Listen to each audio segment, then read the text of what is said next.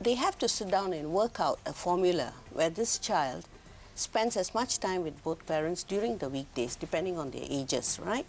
So if the child is a school-going child, we have times for these children to come back to school. They have to set up a routine and allow the father or the mother, that means the day-to-day care is left with one parent. But that parent who has the day-to-day care must always allow access to the other party, to be free to come visit, take the child out if necessary, without interfering with the routine of the child.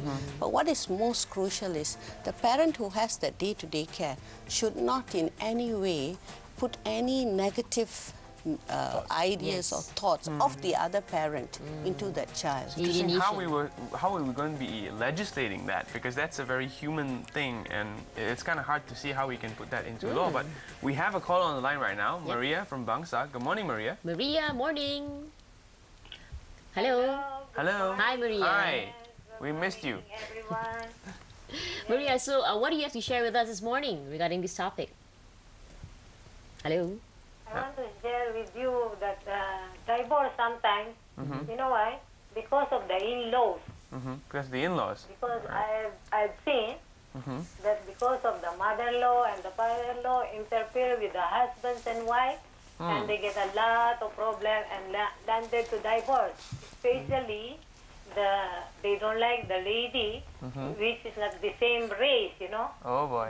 Like for instance, is an Indian or is a Chinese or is an European or it is another countries means like foreigner come to Malaysia. I've seen a lot of this, and the children are suffering. You know, I really pity them because I've seen in my own eyes. I even help these people, the children. You know.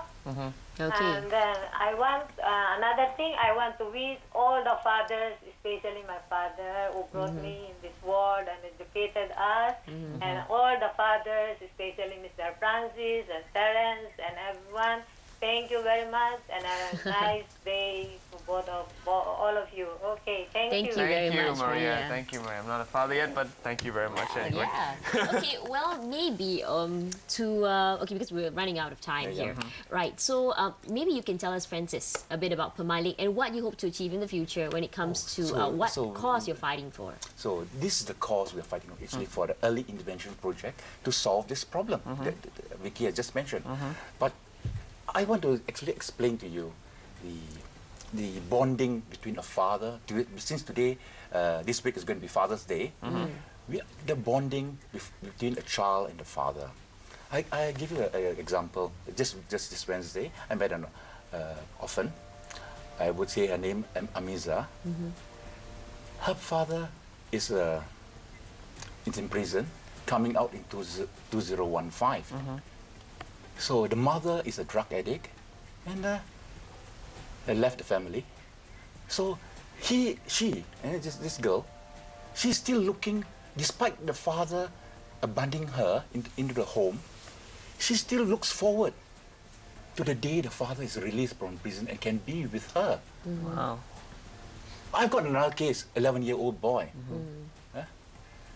Also, the mother abused him. The father died of drug addiction as well. But still, he wants to become a policeman when he grows up, so that he can actually take care of the mother. So the bond between mother and child, father and child, no matter what happens, you can push it to the maid or whatever. The bond of father and mother, bond.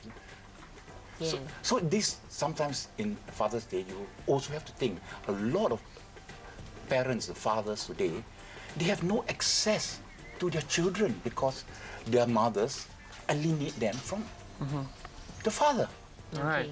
Now, Vicky, how do we petition for change in law and change in perception? How do we go about it? Because our laws are kind of enshrined. We have a written constitution and all.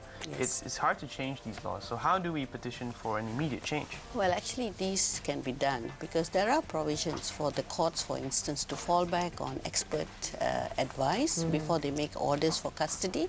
So the courts can actually fall back on that provision. We don't really need to amend the law as it stands. And it's basically the discretion of the judges. And with practice directions, not really amending it, but specific practice directions put in, I'm very sure that it is possible for us to, especially with regard to family law, and it comes to custody of children, this can be implemented quite easily. There you have it, Malaysia. Well, that was our 2 cents worth on this topic today. Well, make sure you call in, of course, once again, to answer our donut question. Yes, our donut question will be very directed at this topic. What does Pemalik stand for? Yes, and we have Francis from Pemalik here to Assist tell us you, with the answers. yes, to tell you whether you are right or wrong, you're hitting the nail on the head or not. Yes. So make sure you call us right now to get just a box of donuts. Maybe you can even have it on Father's Day, right? Yeah, who knows? It could be a Father's Day present. Well, anyway, we're going to take a very interesting call right now. This one is going out to all the students in Malaysia who are planning to take a trip to the United States of America and study there.